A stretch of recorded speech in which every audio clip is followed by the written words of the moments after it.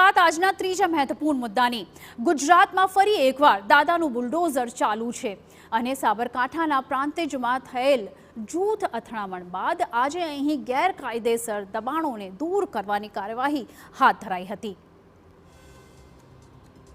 અસામાજિક તત્વો વિરુદ્ધ તંત્રએ લાલ આંખ કરી છે અને હવે તેમના વિરુદ્ધ બુલડોઝર દ્વારા કાર્યવાહી હાથ ધરાઈ છે।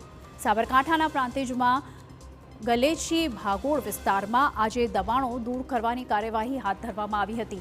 ઉલ્લેખનીય છે કે 16 તારીખના રોજ પ્રાંતિજમાં થયેલી જૂથ અથડામણમાં એક આધેડનું મૃત્યુ નિપજ્યું હતું અને આ સમગ્ર ઘટનામાં 15 લોકોની ધરપકડ પણ કરવામાં આવી હતી। ત્યારે આ તોફાની તત્વો સંકળાયેલા હોય તેવો ગેરકાયદેસર વિસ્તારમાં મનપા દ્વારા ડેમોલિશનની કામગીરી હાથ ધરાઈ છે।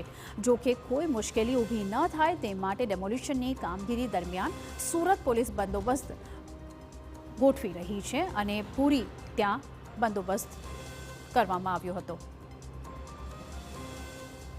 ગલેચી ભાગોળ તથા અન્ય જગ્યાએ જે ગેરકાયદેસર દબાણો કરવામાં આવેલા નગરપાલિકા વિસ્તારમાં અને ઇરિગેશન ડિપાર્ટમેન્ટની જે જગ્યા હતી એમાં ત્યાં નગરપાલિકા ચીફ ઓફિસર અને ઇરિગેશન ડિપાર્ટમેન્ટ તરફથી પોલીસ બંદોબસ્તની માંગણી કરવામાં આવેલી, જે સંદર્ભે જરૂરી પોલીસ બંદોબસ્ત ફાળવવામાં આવેલો અને જે પણ ગેરકાયદેસર દબાણ ગલેચી ભાગોળને બીજી જગ્યાએ છે તે શાંતિપૂર્ણ રીતે દૂર કરવામાં આવેલ છે।